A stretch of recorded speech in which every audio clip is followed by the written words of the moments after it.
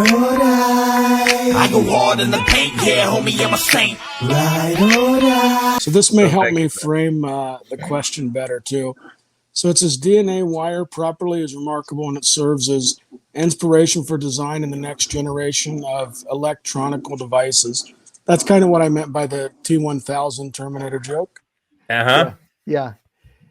Well, what we talked about in the program that preceded the after show was the discovery of the fact that you can actually conduct electrical current along the length of the DNA double helix. And so people are looking at using DNA as nanowires in nano devices. So people that are working in nanoelectronics can make use of DNA to build these, nano electronic types of devices. And it's also serving as inspiration for the development of, nanowires that wouldn't necessarily be, based or wouldn't be biological materials, but yet their design would be inspired by what we see with DNA. And so that's what we were getting at. And the part of the point too is that the cell actually makes use of this wire property to detect damage in DNA, or to it plays a role in DNA replication. So we see some very interesting technology that is kind of incorporated into the design of biochemical systems. So that's kind of the point that we're getting at is, really if you see this level of engineering sophistication, in biochemical systems, that really to the point where, nanotechnologists are deriving inspiration from it, it really is highly suggestive of the fact that there's a mind behind all of this. Absolutely. Yeah, I think it was fascinating. I got to go back and watch it because that's, like I said, that's not my area of specialty at all. I'm more theology and conversation driven, but it is kind of neat because if they can start, like you said, the DNA can actually be used in that type of a format, but then it can also speak to the fact that it shows more probability that we are designed. Yeah. Well, the comment that the short clip that you played at the beginning, Ahmed, of the show about the moderator making the comment. One of the things that I think is, you mentioned, James, your interest in theology. One of the things that I think we both would agree upon from both a Christian and Islamic perspective is that this idea of discovery, that he mentions it's up to us to discover what evolution has done. But to me, it's up to us to discover what God has done. Absolutely. And that God, instead of just saying, "Here's everything that I did," rather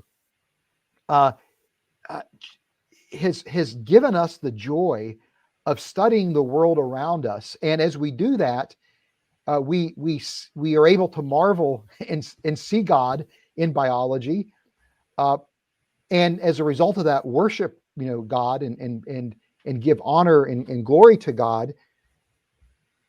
But there's something deeply satisfying in the process of discovery. That if we're willing to invest our efforts, that we end up are being rewarded for that activity of discovery. And I think it brings pleasure to God, but also as a side benefit is that if we're willing to do that work, not only do we see God's marvels, but then God has unleashed in the creation this understanding that we can then use to better our lives, right? So as a Christian, I would say that this is God's providential care for us, and that when we discover the world around us, we are unleashing God's providence. And so it's a combination of being able to see God's glory and majesty, but also to recognize God's faithfulness and his love to us through his provision. And when you guys were talking, as soon as I jumped on, I had to jump on when you did the Knight Rider analogy. Okay, so you were a fan? Okay. David Hasselhoff was the star of Knight Rider. Yeah. And then the car name was Kit, I believe, and it did the voice. Absolutely, absolutely. That's it. Yeah. So, James, I have one request of you. So, since you came here, and I think this is a kind of a show that is in the area that is between science and theology, really. So, what we're trying to do here is to really see God's handiwork in creating us and creating living things. So, if you can give us a shout out, that would be also great. And we really want as many people who are looking for faith to join this, whether Muslim, Christian, or any other Mhm. person who is looking Yeah, to I'll find the take this creator. clip Yeah, and I'll upload it on my channel and I'll tag you in it just to kind of give a shout out to what you're doing. sure, looks good. So I'll we have like a couple of comments more here, and then we can call it an after show. So Man's Man has a small question to you. Fuzzy says, question on speciation. At what point does a species turn into one that is sexually incompatible with the one that bore it? So when would you call this a new species in your opinion? In my opinion, the word species is very blurry, kind of. Yep. It's like sort of discretionary. Yeah. What do you think about that? Yeah, exactly. It's interesting because there is a running debate among biologists as to how to define what actually a species is.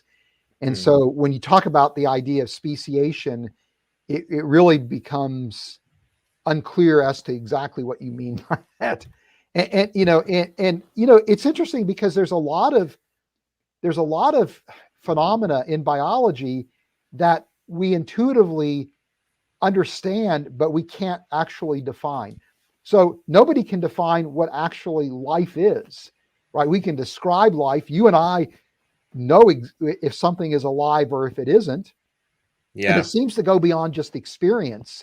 There's something a living system is able to do that we immediately recognize, but we can't actually produce a workable definition of life.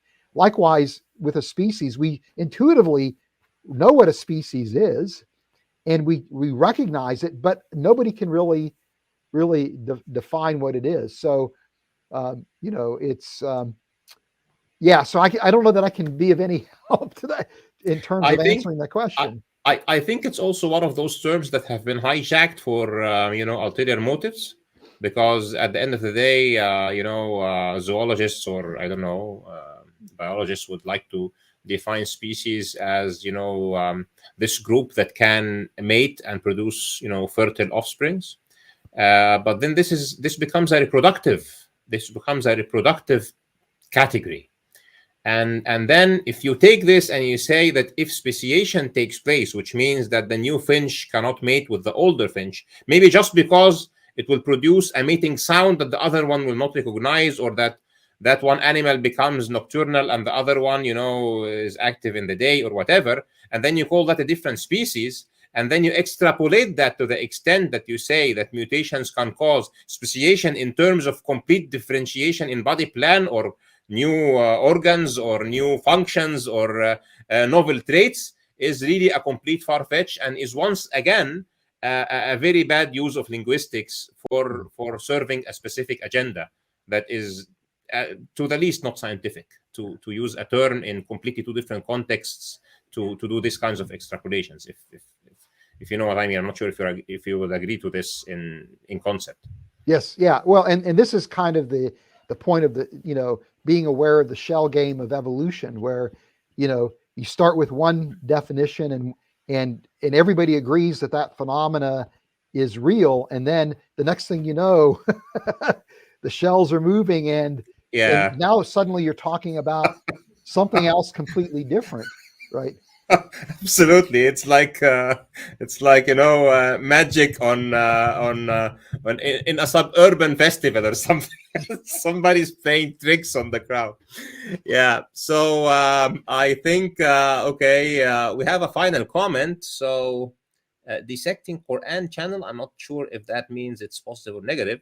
He says, to think there isn't a designer at work is asinine. I think asinine means like stupid or something. Yeah. So yeah, absolutely. There is no designer. It looks like something that is completely out of this world. So at the end of this, again, I would really remind everybody who has shared into this to make a shout out to at least 10 people who did not know already about it. And we're doing this every Thursday at 5 p.m. GMT. That's 9 a.m.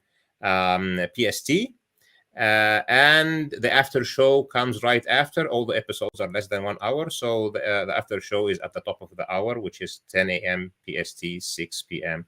GMT. And this is every Thursday. This is just the first episode after episode 0. And we still have like 15 to go for the first season, let's say.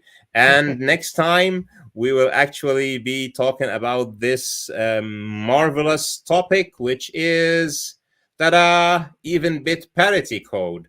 I go hard in the paint, yeah, homie, I'm a saint.